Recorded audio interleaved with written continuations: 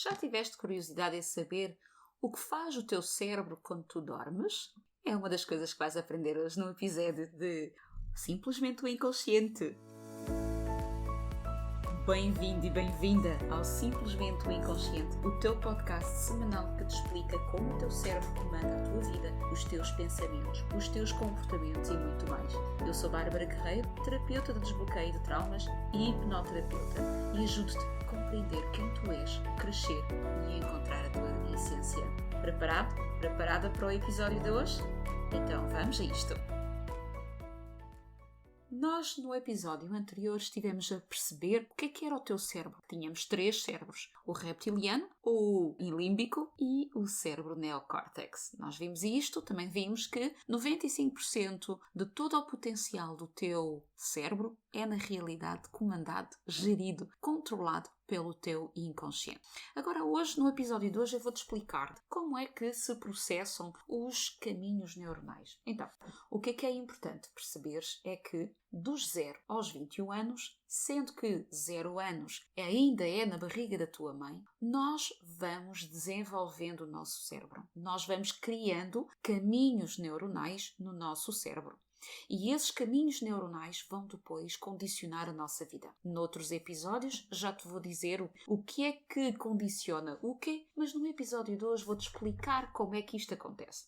Acontece através dos nossos sentidos. Ou seja, nós temos o nosso sentido visual, o nosso sentido auditivo, os movimentos, que é o nosso sinestésico, temos também o olfativo e também temos o gustativo. Portanto, através dos nossos sentidos, nós estamos a percepcionar o mundo. Nós estamos a percepcionar o que nos acontece. Então, durante o teu dia-a-dia, durante todas as experiências que tu tens, enquanto tu estás acordado, enquanto tu estás acordada, o teu cérebro, o teu inconsciente, vai gravando todos os momentos, todos os episódios, através dos sentidos. E tu vais ter, depois, toda esta percepção do mundo através do que tu vês. E por exemplo, até uma pessoa que tenha um cego, por exemplo, também vai percepcionar o mundo porque tem os outros sentidos que lhe vão trazer essa experiência. Uma pessoa a quem lhe falte a audição e a quem lhe falte a visão, também vai aqui desenvolver, vamos dizer, os outros sentidos para percepcionar o mundo à mesma. Mas todos nós vamos captar os vários elementos através dos nossos sentidos. E o que acontece?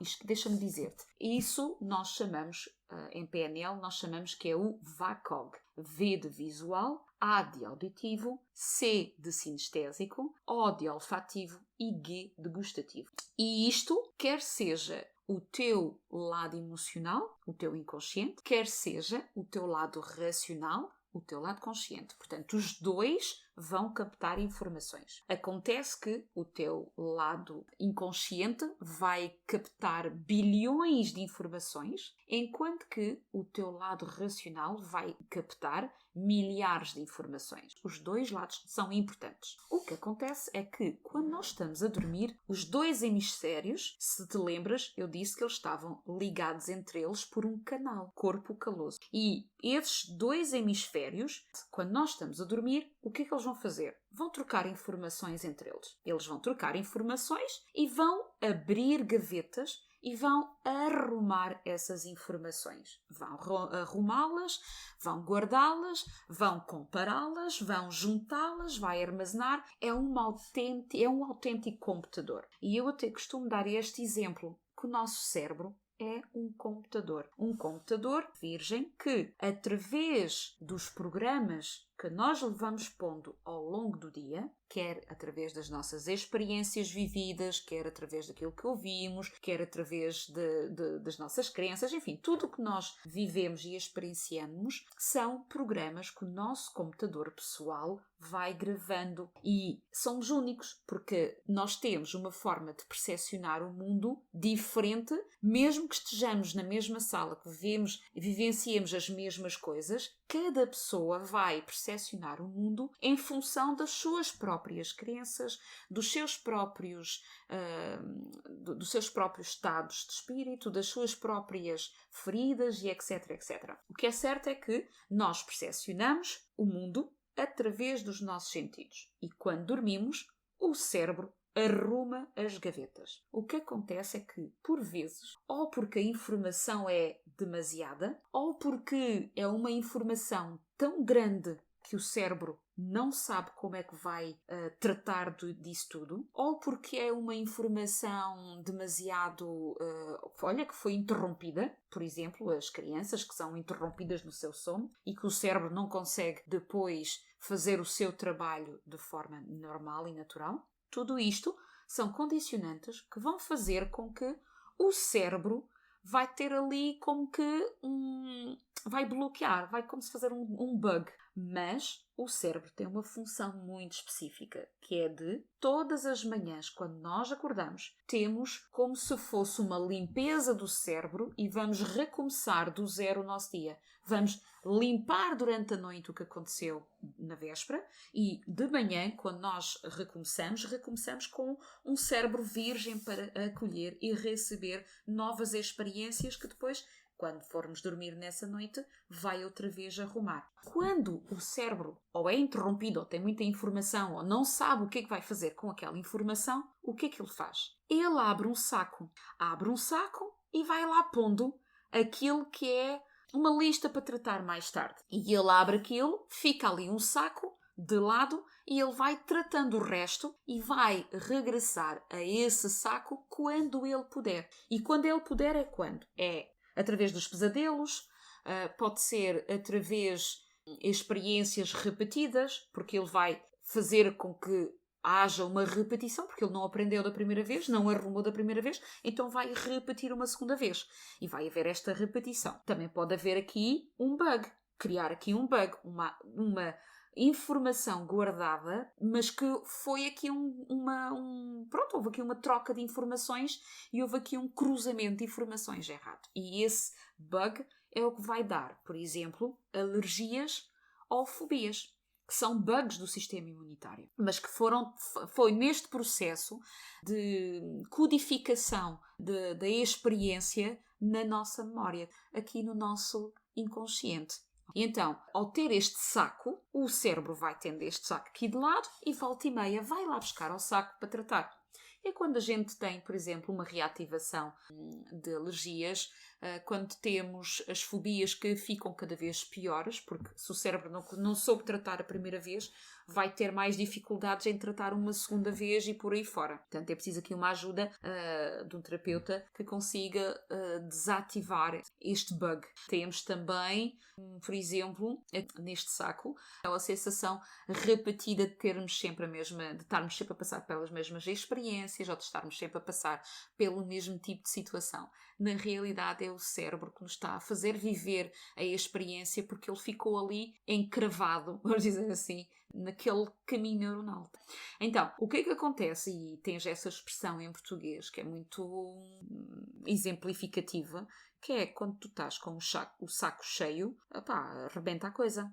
E na realidade é o teu cérebro que já não aguenta mais, já não consegue arrumar aquilo e precisa de ajuda para arrumar. O que é muito importante e que é aqui algo que eu te quero salientar é que as nossas emoções e as nossas sensações são codificadas porque nós temos os nossos sentidos, ok? Em nada isto é racional. É mesmo as nossas memórias são gravadas porque estão associadas emoções aos acontecimentos.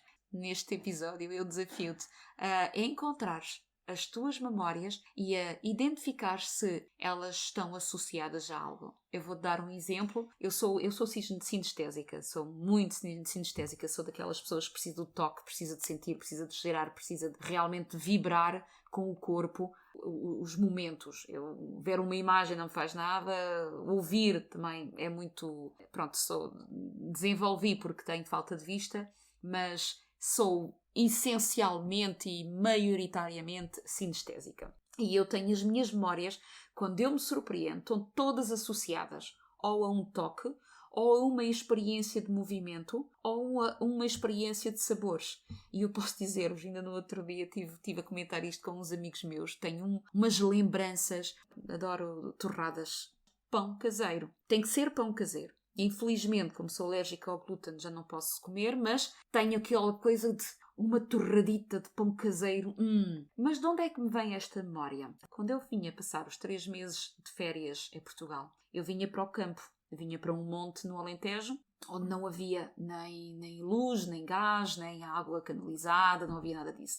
E o que acontece é que a minha avó fazia-me torradas com o tripé, mas aquele tripé que ela punha com as brasas do fogo, e ela punha ali, cortava ali um pão, uma fatia bem toda direita, não sei como é que ela fazia aquilo, mas aquilo não tinha, era direitinha, tinha ali aqueles 2-3 milímetros de espessura, com aquele corte fino, cirúrgico, e que ela punha e fazia-me depois a torrada com o pão a aquecer ali com as brasas. Bem, e aquilo depois com uma manteiguinha ali em cima, daquelas antigamente que se fazia caseiras. Bem, eu tenho uma memória daquilo e é por essa razão que eu... por essa razão não, mas eu lembrei-me, porque é que eu gosto de torradas de pão caseiro. Se for outra torrada, não como. Se for de pão caseiro, é logo e tem esta memória. Então desafio-te a ti a me contares qual é a tua memória e se ela é mais auditiva, se ela é mais visual, se ela é mais sinestésica como a minha,